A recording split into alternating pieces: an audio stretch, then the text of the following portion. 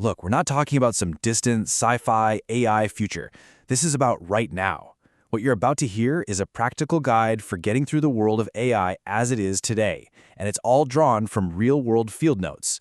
So think of this as your personal survival hackbook for 2026. And that right there is really the heart of the matter. This isn't something you can just sit back and watch. The technology is already woven into our lives, and if we're not deliberate about how we use it, well, those choices are going to get made for us. Okay, so that's the big question, right? How do you take back control? And I know it feels huge, maybe even a little overwhelming, but the answer isn't about becoming a coding genius overnight. It's about making a strategic shift in how you think. Let's break it down. First things first, we've got to accept a fundamental truth. AI isn't coming soon anymore. It's already here. It's the quiet infrastructure of our lives. It's in our phones, our emails, our work. The debate about if it's coming, that's over. And this is the crucial point. We have to move past asking if and start asking the harder, way more important questions, like who's actually building these systems? What information, whose data are they being built on? And at the end of the day, who's really profiting from all this? That's where the real power is. Yeah, this slide just perfectly captures the two sides of the coin here. On one hand, you've got this incredible empowerment. You see micro businesses, especially in low and middle income countries, using simple AI to translate proposals or clean up financial reports. Game-changing stuff. But on the other hand, for a lot of people, it's just overwhelm. Another complicated dashboard built by someone thousands of miles away that just doesn't connect with their day-to-day reality. And that brings us right to the core solution. I mean, if the same tools can both empower and overwhelm, then the strategy can't be about learning every single new piece of software that comes out. It has to be about something more durable. It's got to be about us. And here it is, the central philosophy, AI augmented but human anchored. I love this phrase. It's a powerful statement. It means, yeah, we use the tools. We use the machines to do our jobs better, faster, smarter. But, and this is a big but, we draw a hard line. We refuse to outsource our conscience, our ethical compass, or our human connection to each other. Okay, great philosophy, right? But how do you actually put it into practice? You do it by building a personal skill stack. The apps and the software, they're going to change every 6 months. But these human skills, they are the real advantage. This is your personal moat that no technology can ever replace. All right, skill number 1, critical curiosity. Here's the thing you absolutely have to remember. AI systems sound incredibly confident, but they don't have a conscience. They can be confidently wrong. So you have to treat every single thing an AI gives you as a first draft, never the final word. You've got to question it, test it, and use your own knowledge to put it in context. Next up, prompt craft. And no, this isn't some kind of magic. It's really just a new kind of literacy. The quality of the answer you get is almost entirely dependent on the quality of your question.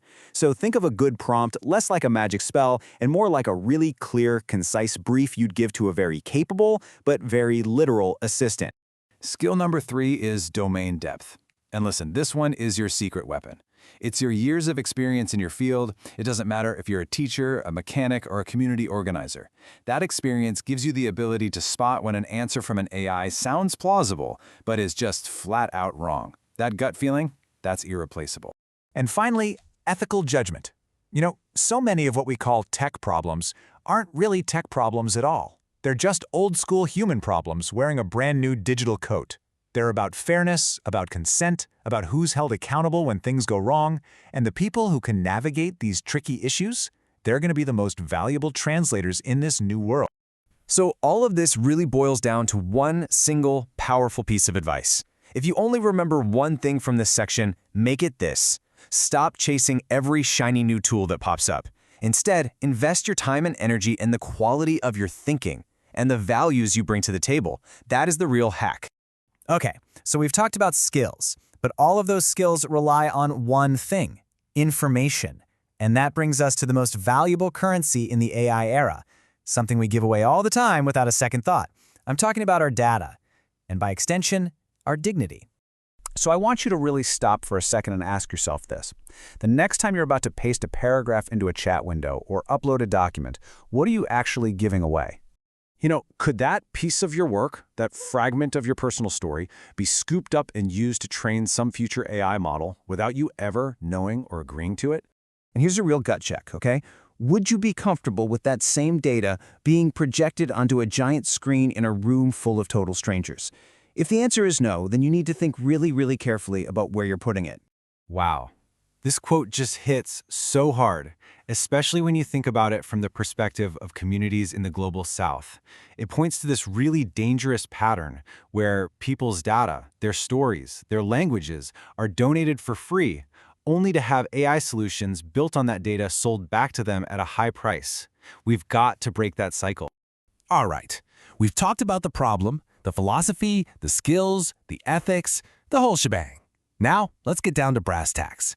What do you actually do next? Here is a practical 90-day plan to get you started.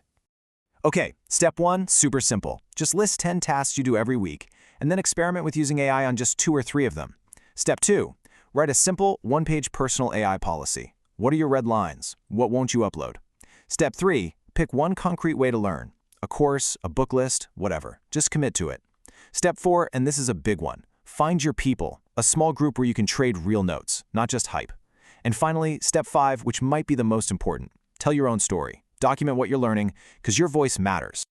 You know, after all that, all the strategies and the skills and the 5-step plans, it all comes back to one simple, incredibly powerful idea. The central hack, the key to it all, is to relentlessly and unapologetically keep people at the center of everything. And when we do that, AI stops being this big, scary threat. It becomes what it was always supposed to be, just another tool in our hands, something we can use to build the future we want. So, I'll leave you with this question to chew on. What is your AI survival hack going to be?